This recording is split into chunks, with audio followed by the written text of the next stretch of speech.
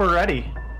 Alright, awesome. So, timer starts on player input. You'll see it in the corner of the screen. I have one cutscene to skip beforehand, but I'll give us a 3, 2, 1 before that starts, so let's rock and roll. Alright, everybody get your hype in the chat for this Celeste run. Alright, here we go. 3, 2, 1, and go. Alright, so we're in the prologue chapter right now. We already have a little bit of movement tech. So, our main character here, Madeline, she moves fastest right after jumping. Just walking side to side is slower, so before we have the ability to dash or do any other more advanced movement, we still can save a bit of time by just constantly bunny hopping over everything. Cutscene to skip here. One last indulgence at least to do this. And we're ready to move on to Chapter 1. So Chapter 1 is the Forsaken City. That dash that we got at the very end of the cutscene we skipped, oops, is going to be coming into play here. And here's where we're going to start seeing some of the more advanced movement of Celeste. Fairly fundamental to start out with. What we're doing here is called a wall bounce. Tinfoil, do you want to describe what that is and how that kind of plays into the movement we see, especially the vertical movement going forward? Yeah, so as you're lined up with the wall, if you dash up and do a wall kick off of the wall, you end up keeping some of your momentum. That ends up being really useful for some skips, like you just saw them do a couple screens ago. It's useful for setup, it's useful for just like traversing large areas, it's useful for recovering as you're like starting to freak out or in trouble. It's just a really handy tack. Couldn't have said it better myself. We're getting to see another piece of tech here called an extended dash. You see how I preserved my dash there? If you wait enough frames before jumping off the ground, you'll recover your dash and be able to dash again. Normally, if I do it quickly, it's that my hair stays blue. The color of my hair is what determines whether I have a dash or not. Alright, going pretty smoothly through here. Here we have an interesting little skip. Normally you're expected to dash across to do some extra work, but we just get to jump over that. And there's a very narrow little spike bounce there. The corners of spikes are still treated as walls in this game. And you might be wondering what I'm doing here. What I'm doing here is called neutral hopping. I'm going to need to be a little quite focused on this because it is a little bit of a tricky input.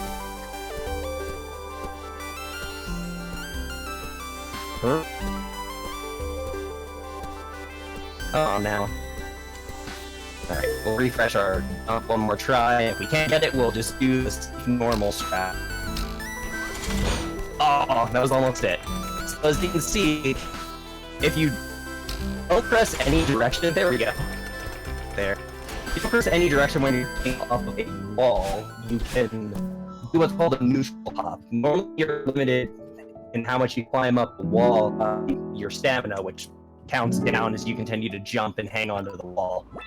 But by neutral hopping, by not pressing any direction and then jumping, pressing the control stick back in, you can keep ascending walls like that. We're going to see a lot more of that in some of the later stages of the run. But that clears Chapter 1. Let's move on to Old Site, Chapter 2.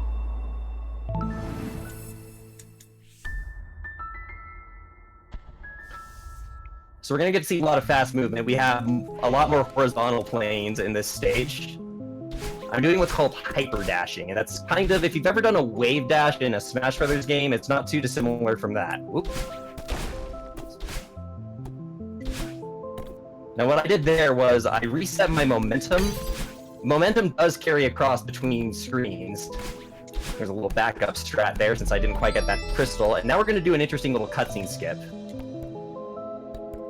So, I walked into the sequence trigger for that cutscene, and then dashed out of it, and died immediately. Oops.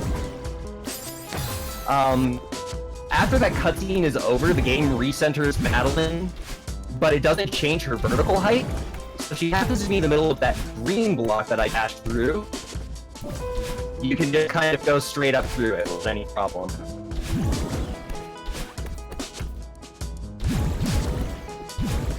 Scene to skip. If I skip the cutscene midair, I'll stay in midair. Let me save a little bit more time.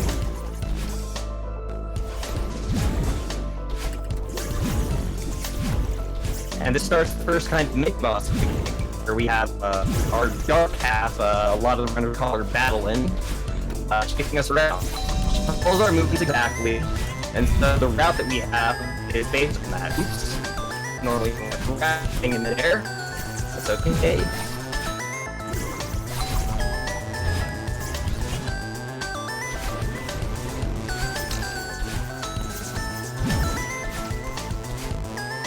And then we want to quickly get in and out. Whoops. Alright, we might be able to salvage this. Ooh. Clearly, normally you want to be able to dash all the way out the other side before the battles catch up to you. But we managed to lock out.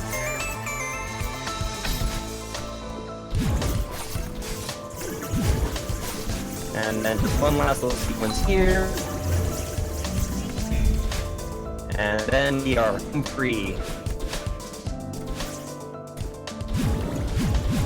So we're gonna have a lot of running to the right here. I don't know if we've got any donations or any questions from chat, but this is gonna be a good quiet bit while we finish up the last of this chapter. Not a problem. We actually have one donation that came in prior to the event starting, so speedrunning the donation seems like it's from Mal Machine. It's $10 and it says, "Gotta go fat." Awesome. A good note to start on.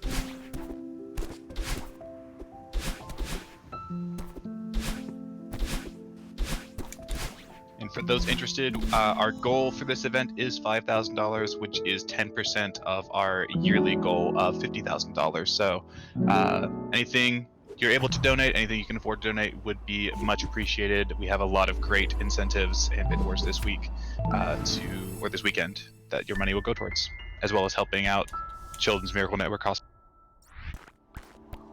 Alright, so here we are in Chapter 3. Celestial Resort. We have these new dust bunnies here. They look evil, they will hurt you. So, what I just did there, whenever you transition between screens, Madeline's dash resets. You can use that at certain vertical heights to refresh your dash and save yourself a little bit of time.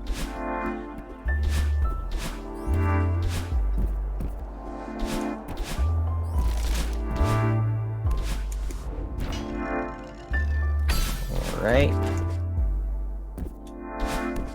Nice quick little route through that room. We'll try and be as vertically high as we can so that the key goes in the door a little bit faster. There's an interesting use of the dash refresh right there.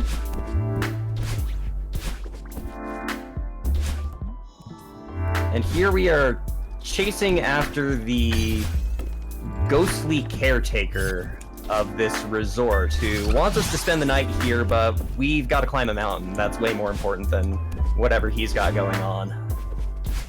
I don't know, this place looks pretty chill. It's chill. It's definitely got those, like, nice chill beats to relax and study to vibe. Most of the soundtrack for this game has that going on, honestly. Whoops. We'll play that one safe.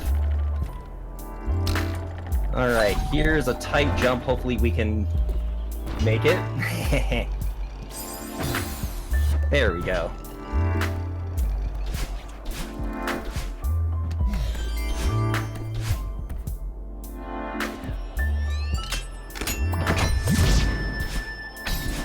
Alright, so we're going into a kind of clustered section. We call this Huge Mess in the run.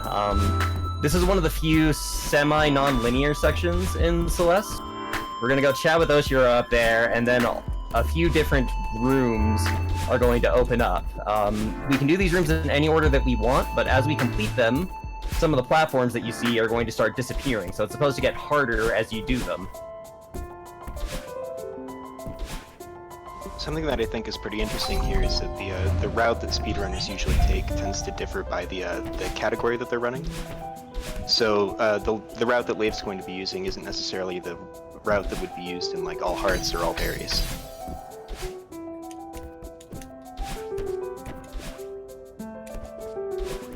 Indeed. So we clear the basement out first. We go back up and all the stuff that was in the basement is gone now. Chat with Oshiro over there to open up the next area.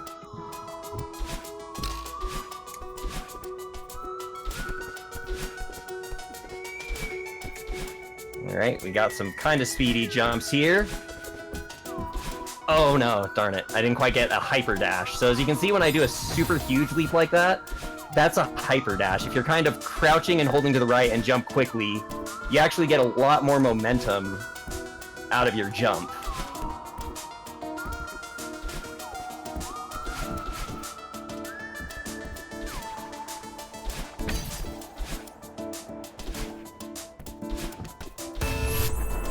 And right out of the room, we can dash over here, open up the last section.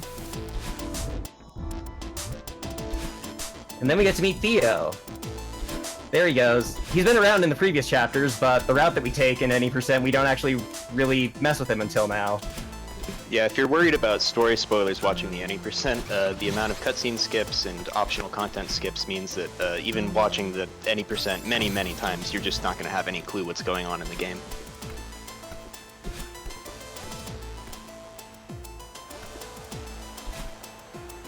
Alright, we'll wait for that cycle since we were a little bit late.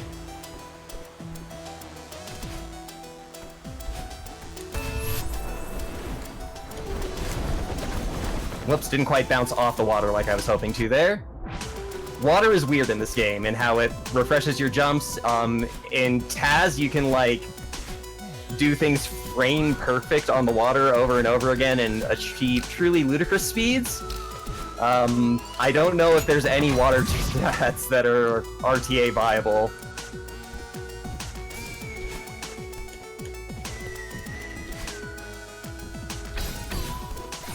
Didn't quite get to grab the thing as it was sliding down, but that's okay. Still a relatively fast version of that room.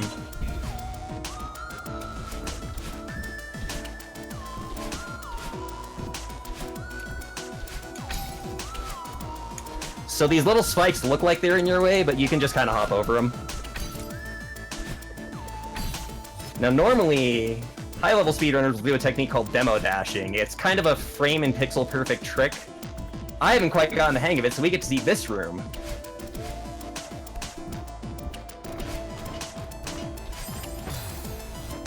This room's pretty cool. You've got to do 3 hypers optimally, but any sort of fast movement here is great.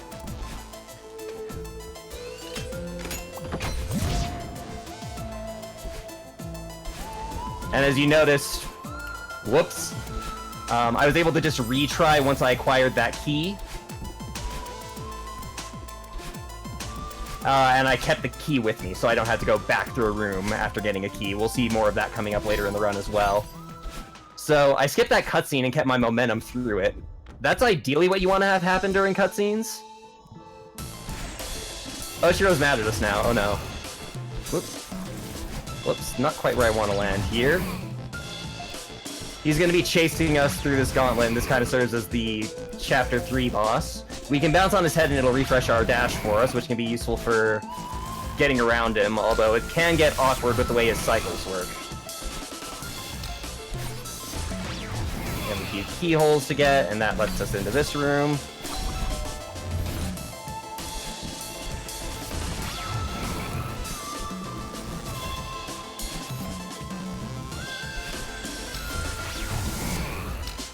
We'll just go ahead and do a little safety dash over him, wait for this dude's cycle. Now this room can be a little frustrating sometimes. It's nice we were able to duck under Oshiro there. So, relatively common strat here. Oh, bummer. There's a good example of what happens when you don't do it, is you want to be kind of jumping up and down throughout this section, because ideally that'll put Oshiro above you or below you as you're dashing up or as you're falling. So if you can kind of get him misaligned from you, this becomes a little bit of a cakewalk section. And then one last section. Skip the cutscene, and that's Chapter 3.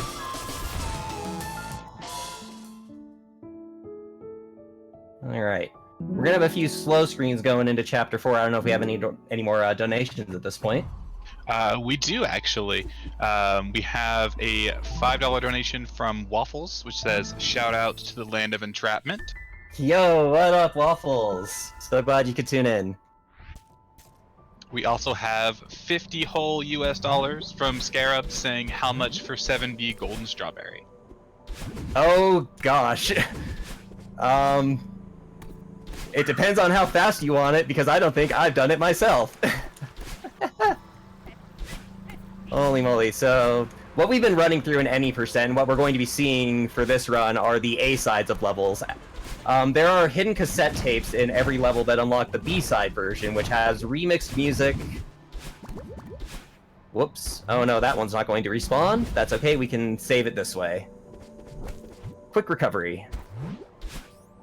So here in Chapter 4 we have wind. The wind is profoundly annoying. It's the kind of thing that makes you grind your thumb into your controller. Absolutely, you have to be pressing against it. Or else you're going to start moving. On screens like this it can help us, because we can just kind of wall bounce and neutral hop our way up here. Without actually having to solve the puzzle of that screen. We have a little platform we need to carry over here.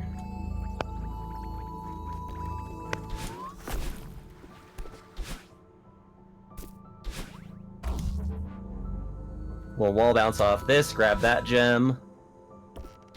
And this makes it so we only have to wait for one platform to move at all, instead of both. This is the closest screen to an auto-scroller we really have in the run. Oh, darn it, we missed the extended there. Alright, we'll do the marathon safe version of this instead. This is a very, very tight jump. You kind of are aiming for right at the end of that flower there as your guidepost.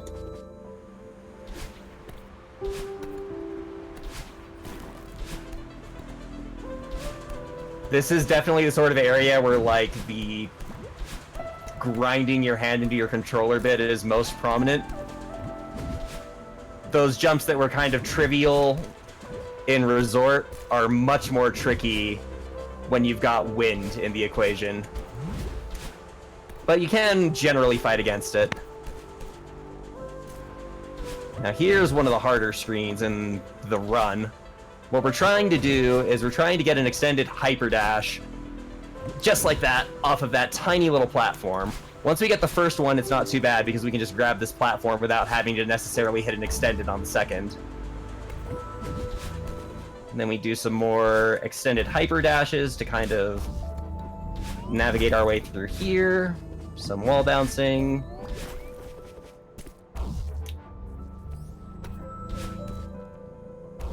And another auto-scroller room, which if you've got a quick donation, now would be the time. Whoops, I messed it up, and I'm going to have to do it again, so all the more reason.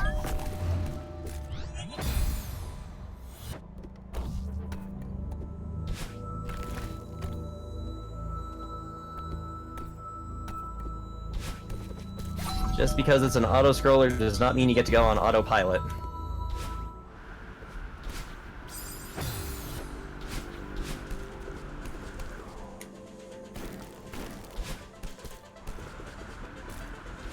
Something that I think is worth bringing up is that a casual playthrough of this game has on the order of like 1,000 deaths. So I'm still just like constantly in awe at like Leif's skill playing this. I'm doing another casual run now, and I'm already up to several hundred.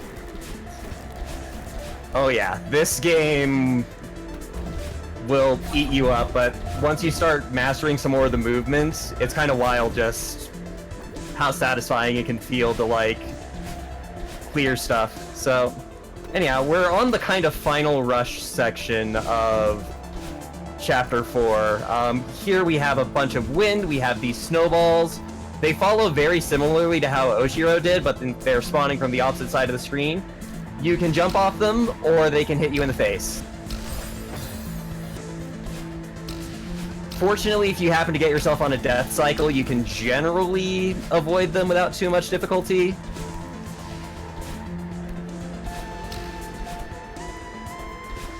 But they can still be obnoxious. So these balloons, or bubbles rather, are also additions in Chapter 4.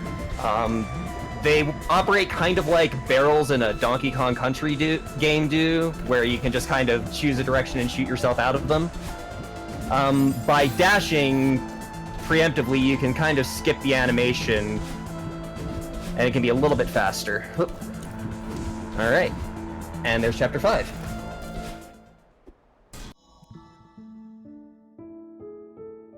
Alright, we're getting into Mirror Temple before 20 minutes. We're at 5 of 7 chapters, so we're actually clipping right along at a regular pace, but the last couple of chapters are definitely a bit longer than the next ones.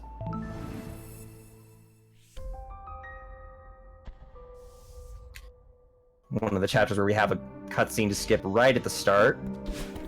So the hallmark of Temple here are these little platforms here. They will rapidly accelerate you upon dashing. This gets used in conjunction with spikes later. Now we're gonna do a little reset here. This is a marathon safety reset, because this jump is pretty tight. Nice, we got it. So, ordinarily you'd have to go through a lot of trouble in that side room that I went to. But if you get that narrow hyper dash jump just right, you can skip it entirely. Whoops. There's the cutscene skip and not the retry.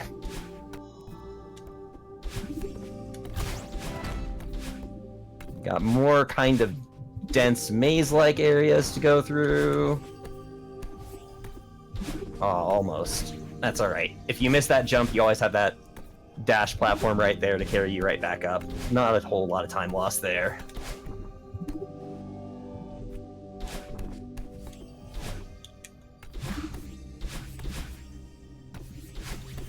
There's a secret right here that lets us skip the key that would normally be required to go through this room. As a matter of fact, the current any % route that most speedrunners of this game use, I am not familiar with it myself, actually involves grabbing the key that you normally need for that door so you can go to the B side of this stage instead of finishing the A side. It's actually faster to take a detour, get the cassette tape, and do the harder version of this level than it is to complete it normally. I am not familiar with that route, and it saves a max of, like, what, 40 seconds over the run, and is extremely precise. That is not something you're going to want to really be wanting to pick up until your times are, like, 45 minutes or less.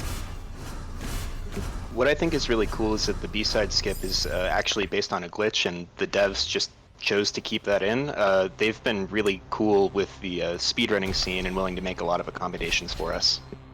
Absolutely, they have an active presence in the Celeste speedrunning Discord.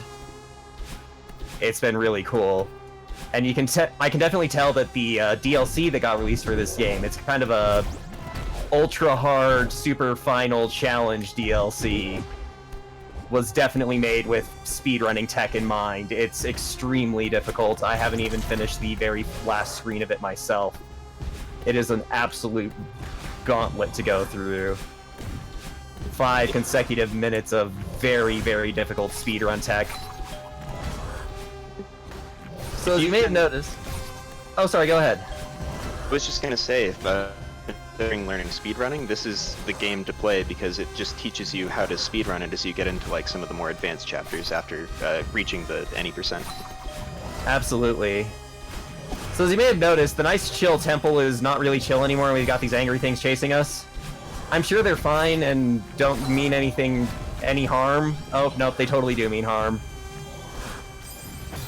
Like most things that want to hurt us in this game that aren't spikes, we can bounce on their heads.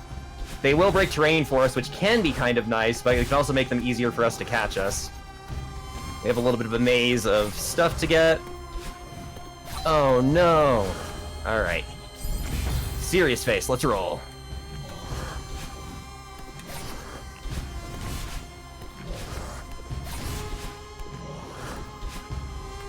Just lock him in that corner there. And get the heck out of the screen before he kills me.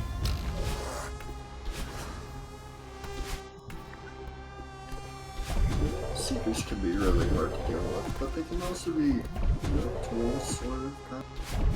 Yeah, certain, especially this part of Temple, there's going to be a lot of moments where we use Seekers to our advantage. So this is my favorite skip in the run. It's not exactly a difficult one. I say failing it immediately. But it saves a preposterous amount of time. Those 2 keys down there, we have a lot of map to go through to get them, and we can just say, nope, I'm just going to dash over here and skip that.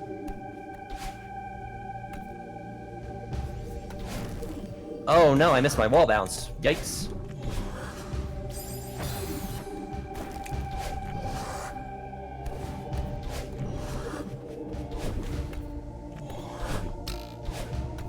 So this screen can be kind of tricky, but if you just take advantage of wall bouncing, you can cover so much vertical distance.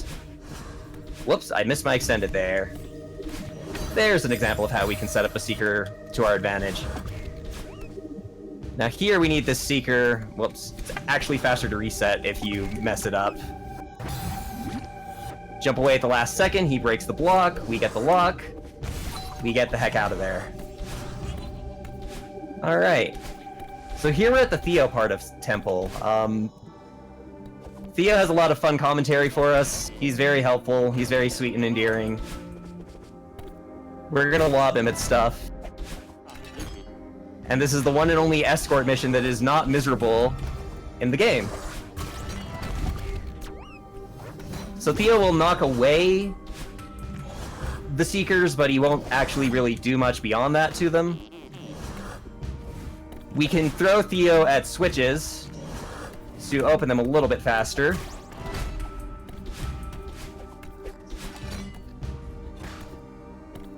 The Seekers can also, interestingly, hit switches.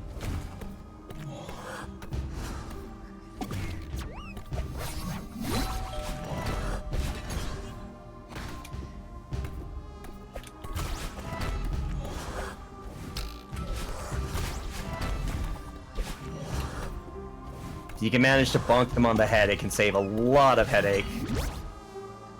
A little bit of a puzzle here. We need to shove Theo up through the spikes that we can't go through to hit a switch for us. I'm into these eyeballs, by the way. Oh, you would be. It's just a nice, peaceful cavern with nice, peaceful denizens that totally don't want to mess us up. So there's a little bit of a puzzle here. We can kind of try skipping it. Like so. Instead of having to dash and set up and wait and not dash again to chuck Theo back, we can just kind of do a little bit of agile platforming and jump right over.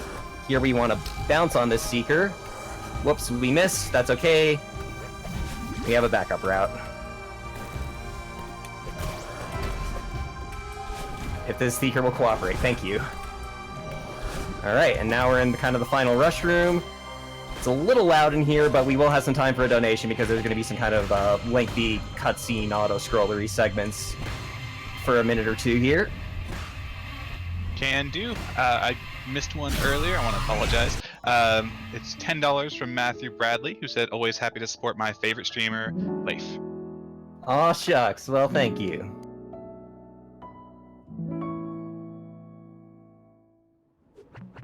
And Leif, if you don't mind, I actually have a piece of Celeste trivia that is close to my heart that the chat might like, if you will grant me the floor for 15 seconds.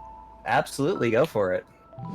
So some of you may know that I am a Kaizo Super Mario World runner, and some of you may know, but most of you might not know, that Matt, the developer on Celeste, got his start.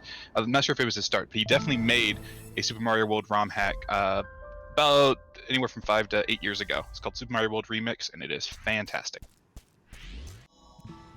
That is actually pretty cool. It's kind of amazing how many indie games like this come from like a ROM hacking community. Like we look at, you know, Undertale, Toby Fox getting his start in SNES ROM hacks, and I didn't even know that little bit of trivia about Celeste, so it's kind of wild. Alright, so we're in Chapter 5. You got to briefly witness in a kind of safe and controlled environment a mechanic that's going to be coming into play here, the feathers. We also have that big angry head. We call him Kevin. There's a lot of Kevins throughout the stage. We're going to be interacting with him quite a bit.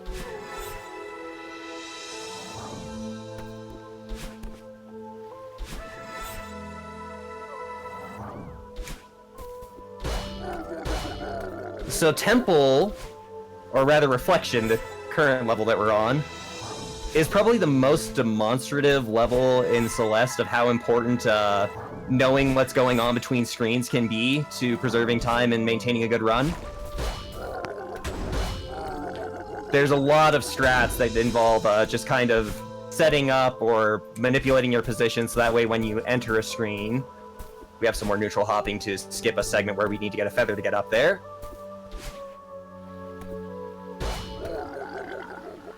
And we can use Kevin to accelerate our jumps as well. So there's kind of one example. You don't have to... Woo, yikes. Did not mean to actually land on top of that dude, but it worked out. Alright. So here's another kind of non-linear segment. The path goes up and down. I find that up is slightly faster. Albeit we do need to get our extended hyper out of this. There we go.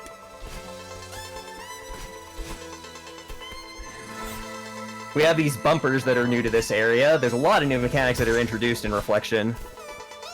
They will refresh your jump when you bounce off them, and they can shoot you kind of fast, but getting the angles on them just so can sometimes be a little bit tricky. They can often be more dangerous than helpful. We have a Kevin here, but we don't need him. We have this nice little bumper here that can carry us the rest of the way with some good extended hypers.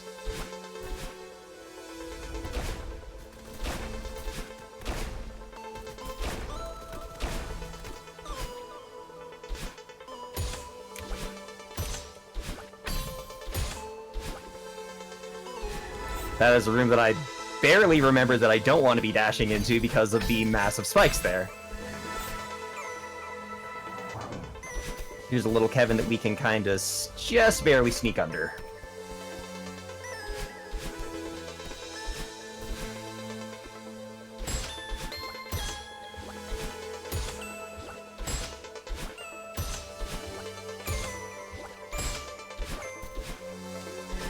Quick feather section.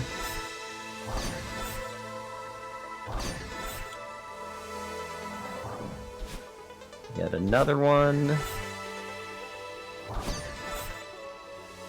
Ooh, yikes, alright. We're gonna be improvising a little bit here. There we go, alright, managed to save it. Alright. We got a few hallways to go through before we come up to, like, the boss confrontation here. As you can see, the forest is looking a little growly, a little spiky. Not quite the happy place that it was a moment ago. We might be wandering into a boss fight.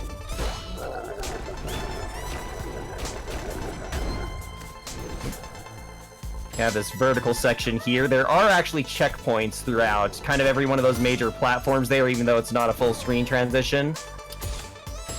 Which is fortunate when you don't quite nudge Madeline over enough. One more shot here, come on. There we go.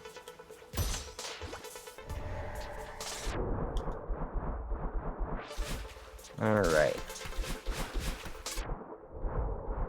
These spikes are super annoying, and there's nothing you can really do in water other than dashing and swimming extremely slowly. Those are kind of your only movement options, so it's very easy to get yourself killed.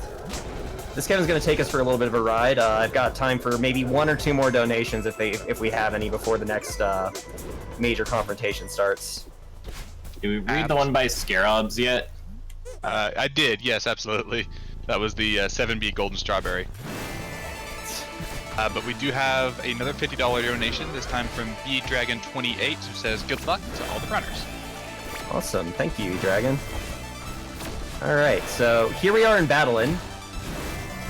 She shoots lasers at us. There's a lot of stress that we can do to kind of accelerate the fight. Lots of moments where hyperdashing works. In general, it's kind of actually routed with speedrunners in mind. If you just kind of like plow into her, you'll usually beat her before whatever attack she's going to throw out at you.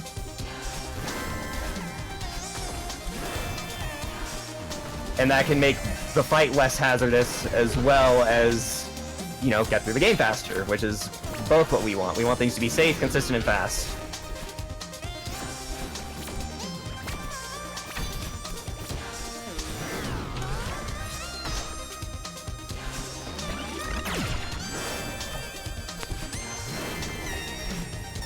Ooh, alright.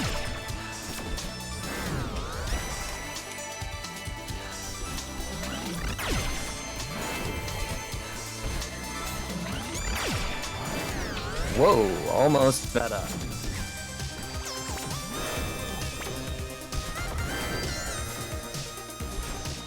Here we go. Around these spikes here. Pop her again.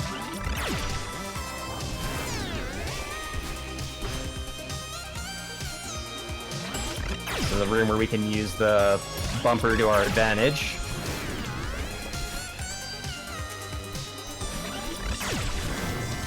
Now here we take a safety moment to not dash at her. Every time I've attempted to dash at her on that cycle, I have died. So I'm going to take the strat where I don't die, and where we just move on to the next screen.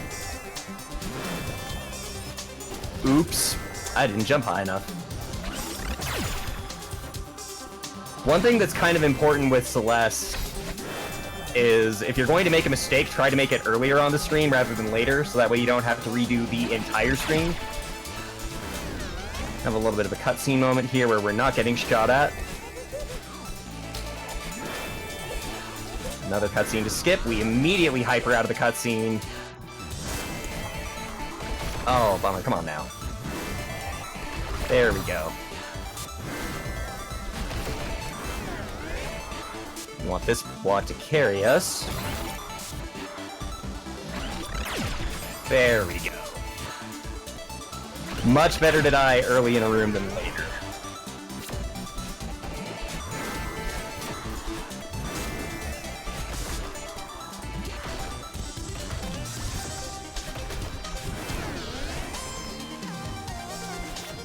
The blocks that Battlein is lifting telekinetically here will boost your jump, like so. This can be a help or a hindrance, depending on the part of the level that we're on.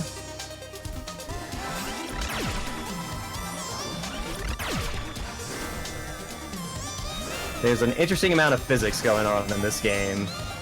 Takes a little bit of getting used to, but once you get the hang of it, it's so satisfying to move fast.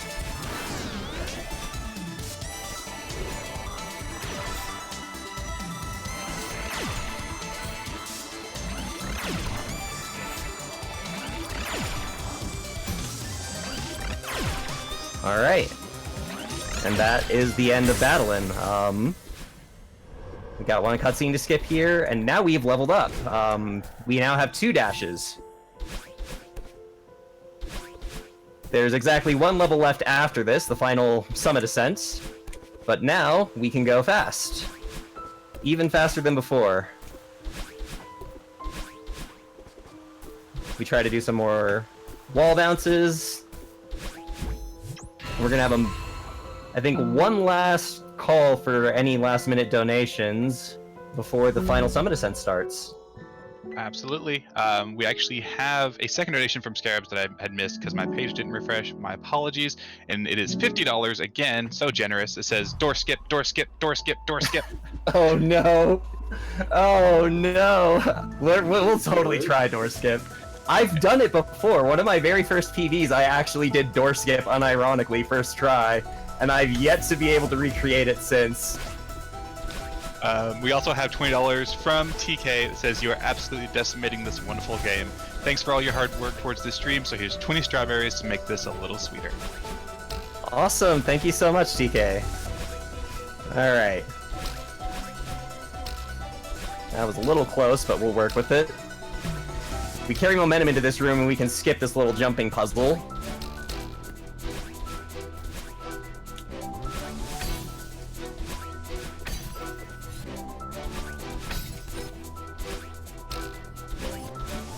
So the way Summit is organized is it's kind of a rehash of the previous chapters with mechanics that take advantage of the 2 dashes we now have. So here we are at the city section. We can wall bounce off that little thing there and save ourselves quite a bit of time.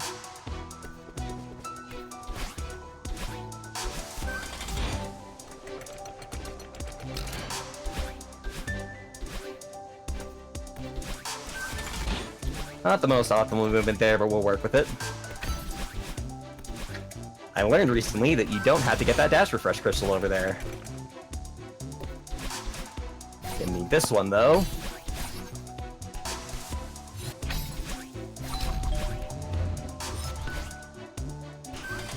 So normally you'd need to stand and wait on that little mechanical platform there. But we don't have time for that. We're just gonna go past.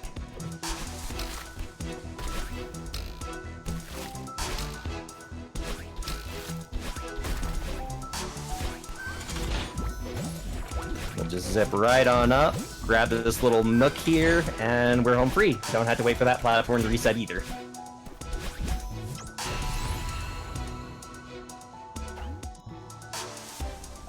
Here we are at the site section. This room looks really cool. If you bounce off that platform there, you'll get lined up for a perfect set of diagonal dashes. You don't even have to think about it.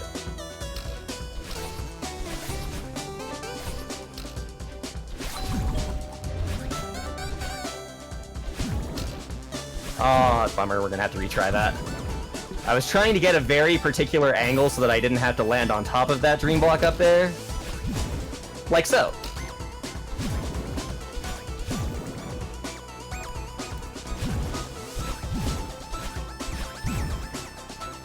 Whoops. Let's try that again.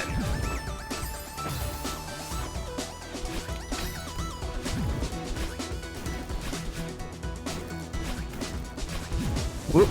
We're not losing to that one again. No, thank you.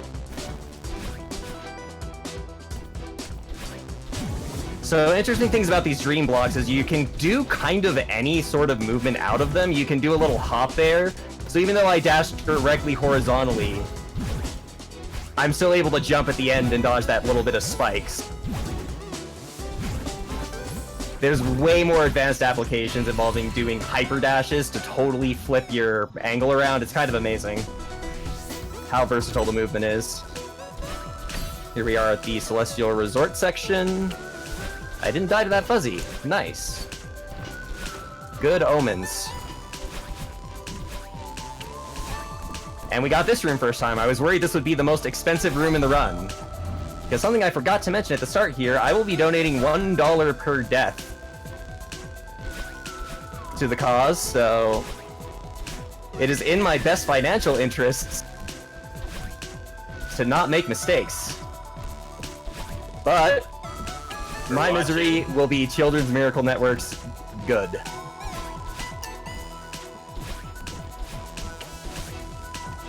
Whoops, there's another.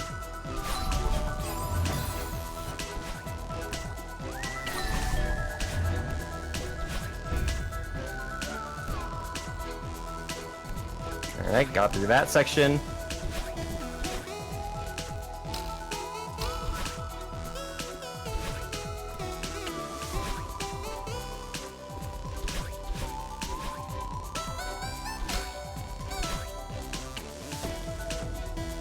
This is kind of a rehash of that room from before, but with just more fuzzies.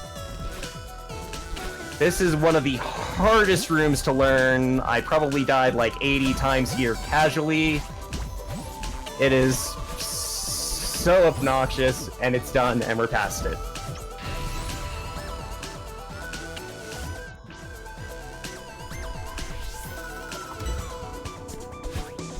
Alright, here's an interesting little strat where we use the fact that we can refresh our dash between screen transitions to get up here.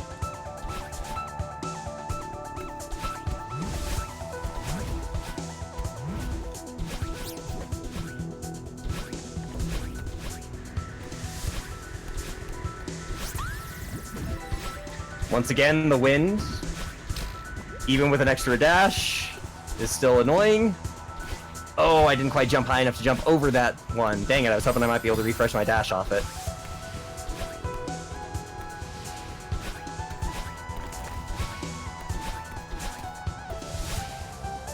So snowballs can still spawn when you're that far to the right of the screen, and I've definitely been beamed in the face right at the end of that screen by snowballs on more than one occasion. Snowballs can definitely be a run killer for some of the really tight streamers. Oh yeah.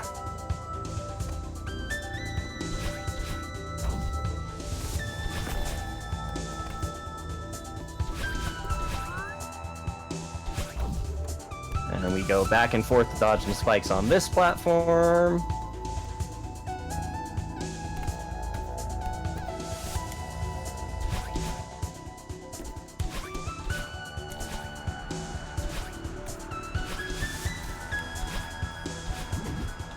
Well, didn't quite get the momentum off that dash, but that's okay.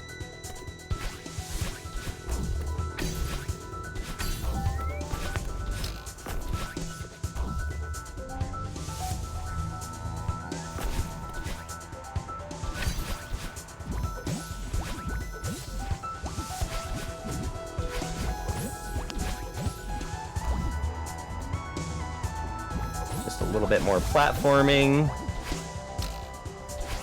And we're done with the ridge portion of Summit. Getting closer and closer to final ascent. Alright, so the door skip that everyone wants is coming up. Door skip. Momentarily here. Door skip. I believe in you. Do it for the culture. Do it for Scarab. Do it for the kids.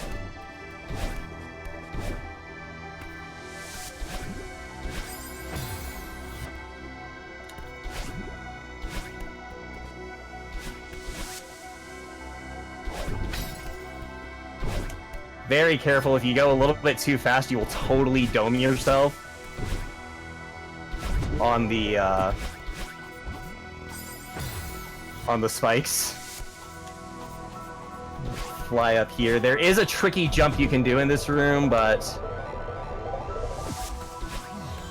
to bypass that spinning top section down below, but we're not gonna mess with that now. Alright.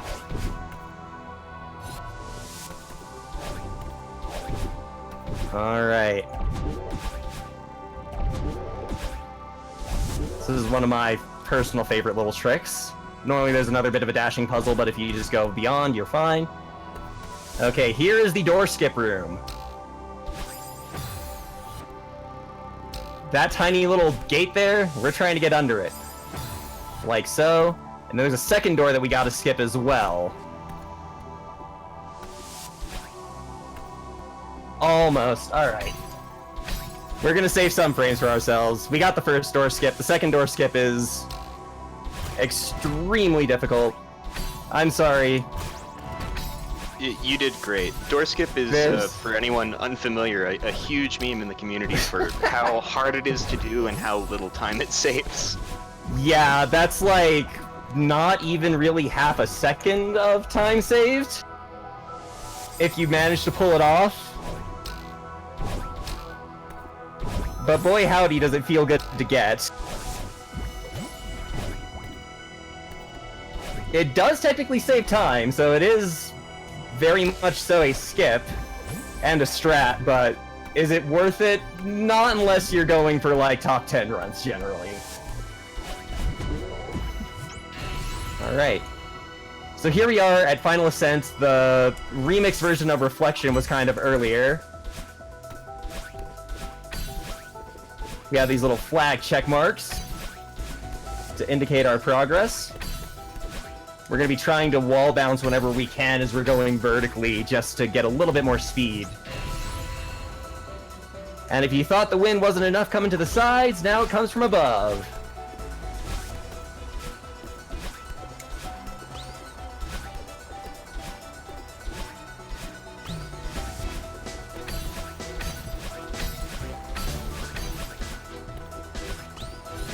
We will grab the checkpoint flags for safety.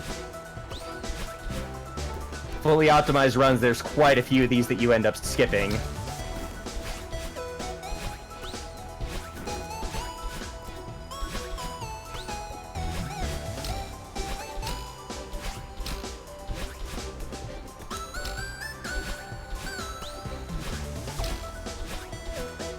Whoops.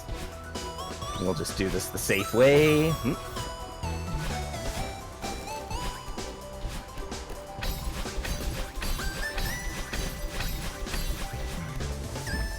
Now the wind is going the opposite way, it's going up, so if we do any wall bounces, we go incredibly high.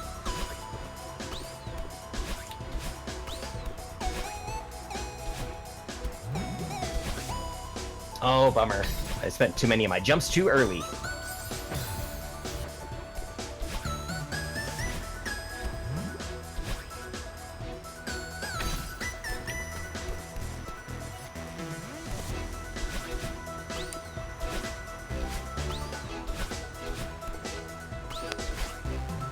Here we have a little bit of a tight section of platforming. We're going to use basically as much of our climb stamina as we can, and just barely make it. Nice.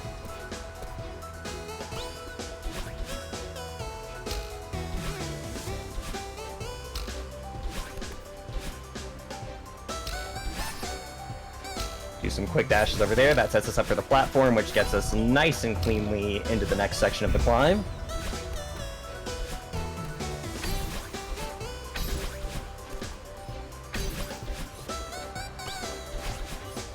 Oh darn, I fell a little too fast there before I got all the way to the left to avoid those spike hitboxes. Grab this checkpoint because this next section is tight. You have to grab that little ledge with a dash remaining, and then you can make your way on over here.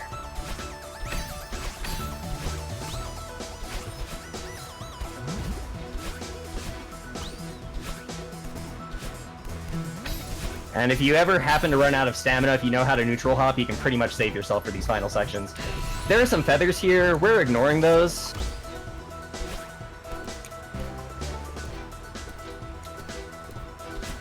We just really don't need them with neutral hopping and wall bounces.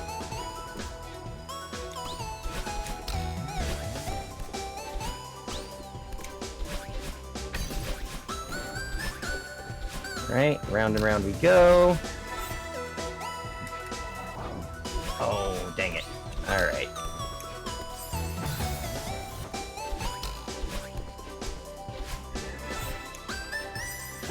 Remember what they said at the start. You can do this.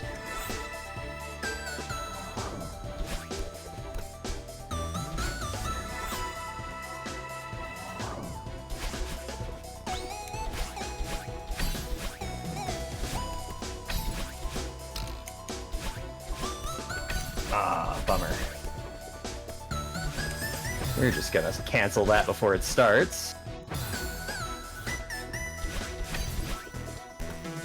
Last bit of platforming here is... Oh, almost that time. Come on now. We're nearly at the end.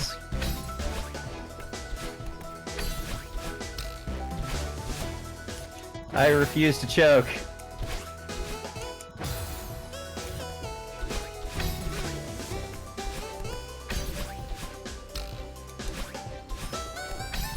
There we go, alright, and now it's smooth sailing until the very peak of the summit. Looks like we're gonna get a sub 50.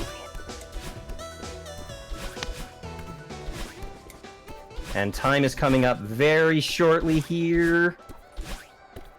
And time. There we go, 49:31. Awesome, great run. Thanks so much. Good stuff. Awesome, awesome. Alright. So we'll skip past the credits here. There's one last step in confirming the run. That's what we're about to find out. It's probably going to be a little big. Thank you, Theo. I wanted to make sure that got in there before I skipped the cutscene. 51! Alright. Well, there we go. 51, sub 50 for the time. I will be visiting the donation page shortly to shoot 51 whole strawberries of my own to the cause. Thank you so much, Jill. Thank you so much, Moonblaze. Thank you so much to my couch. I really appreciate the opportunity. It's been a blast running for everyone this evening. Awesome work. Thank you, Leif. Before you hop off, where can the chat find you, both on Twitch and social media, if you have some? Yeah, absolutely. So my Twitch and my Twitter are both the same. It's twitch.tv/LeifOtter, L-E-I-F Otter. Hit me up. You can follow me on Twitch. I usually stream Celeste every so often when I'm not doing speedruns. I'll do Magic the Gathering or other random nerdy games like that.